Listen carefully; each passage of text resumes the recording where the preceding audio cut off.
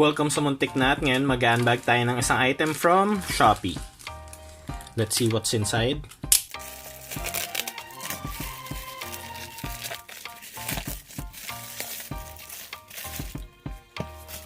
Okay, this is the Ajazz AK33 Mechanical Keyboard.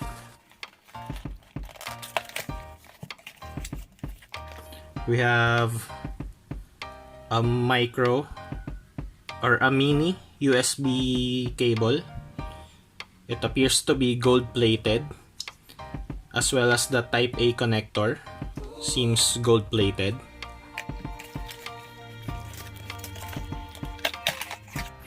On the other side, we have a keycap puller and a cleaning brush.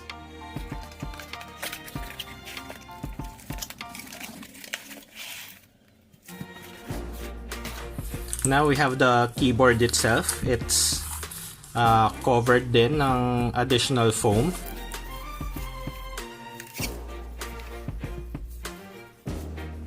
And there you have the keyboard. So this variant is the RGB version with black keycaps. It has Zorro Blue switches. It's very clicky. It has aluminum front plate.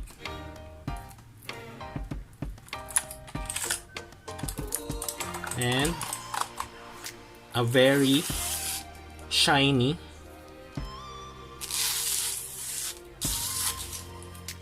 backplate.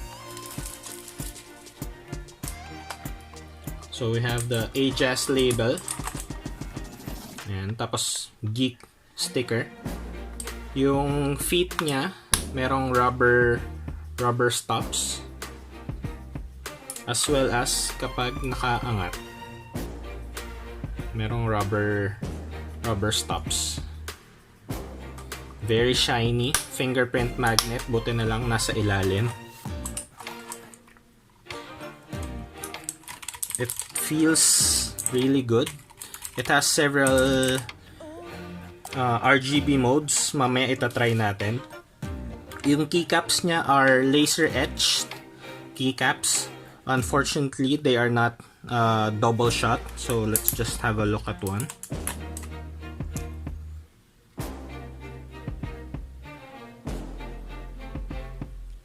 From what I know, these are ABS plastic and painted with laser etched characters. So let's test the colors or the RGB modes.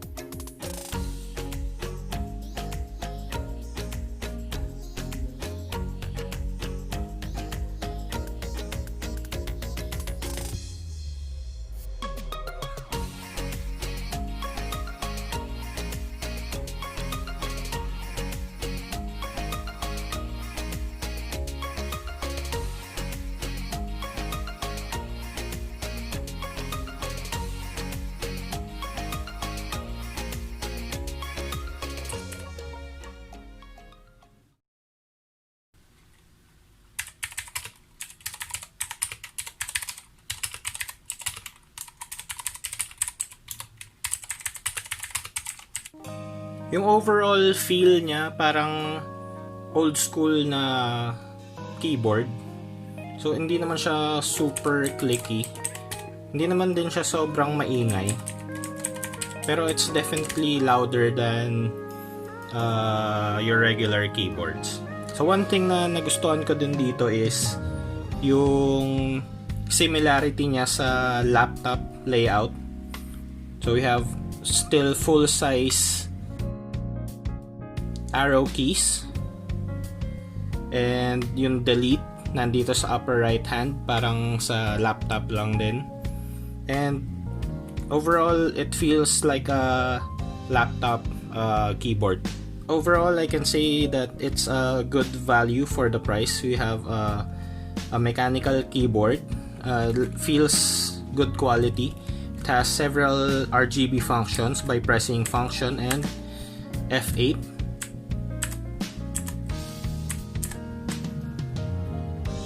And you can also adjust yung brightness ng RGB lighting by pressing Fn and up arrow key or low arrow key. And yung colors mapapalitan mo din kung nandun ka sa mode na napapalitan yung kulay, and also the direction ng movement. So, ang price niya ay 1,800 pesos. I think na nakuha ko siya ng mas mababa dahil sa mga voucher. And if you're interested in this keyboard, isama ko sa description yung links para dito sa keyboard na to. And as always, like, share, and subscribe. And I'll see you on the next video. Thanks!